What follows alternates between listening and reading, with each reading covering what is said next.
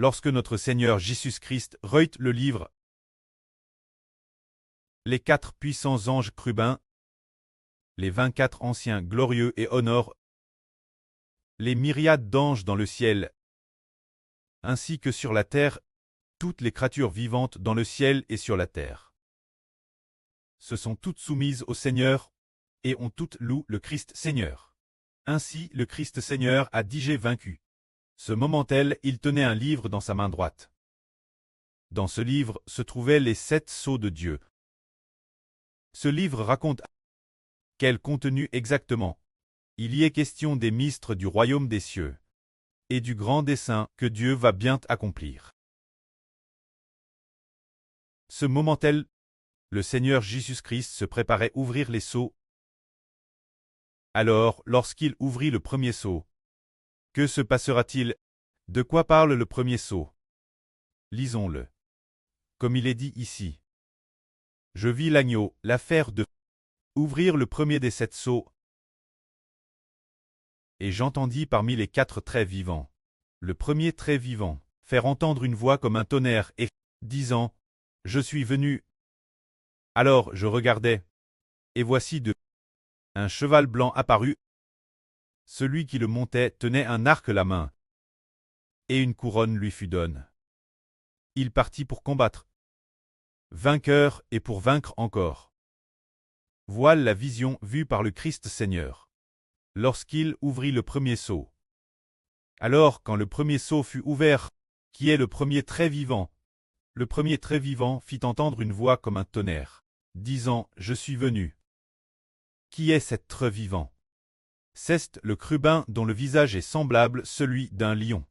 Ce chérubin est celui qui garde l'alliance de Dieu. Un ange chérubin, l'ange qui est roi des rois parmi les anges. Cet ange est le premier ange qui se tient devant Dieu. Cet ange est appelé le chérubin au visage de lion. Il a 6 ailes, et puis, en plus, il a en tout 4 visages. Outre le premier visage, qui est celui d'un lion, il a aussi un visage de taureau, un visage d'homme et un visage d'aigle en vol. Qui ce chérubin projette-t-il? Il protège celui qui monte le cheval blanc. Alors qui est celui qui monte le cheval blanc? Il tient un arc dans sa main, et une couronne lui est donnée. Il sort pour combattre, vainqueur et pour vaincre encore. Celui-ci, c'est l'Israël de la nouvelle alliance. C'est l'enfant dans l'Apocalypse. C'est le frère Zibo. Pourquoi le précleste, dit-il que celui qui monte le cheval blanc est le frère Zibo, et non le Christ Seigneur? En réalité, c'est parce que le frère Zibo a reçu l'autorité du Christ Seigneur. Par conséquent, il doit partir au combat. Avec son arc haut, doit-il aller combattre? Il doit combattre les esprits mauvais dans le ciel.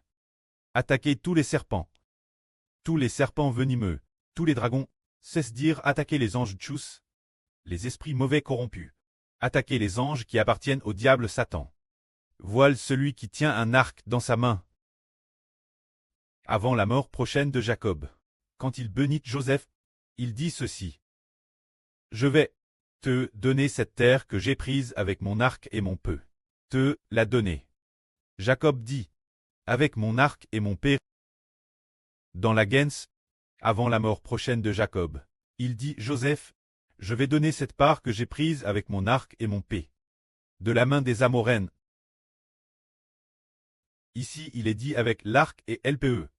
Par conséquent, le premier est celui qui tient l'arc. Le second est en fait celui qui tient LPE. Ainsi que ce soit le premier ou le second.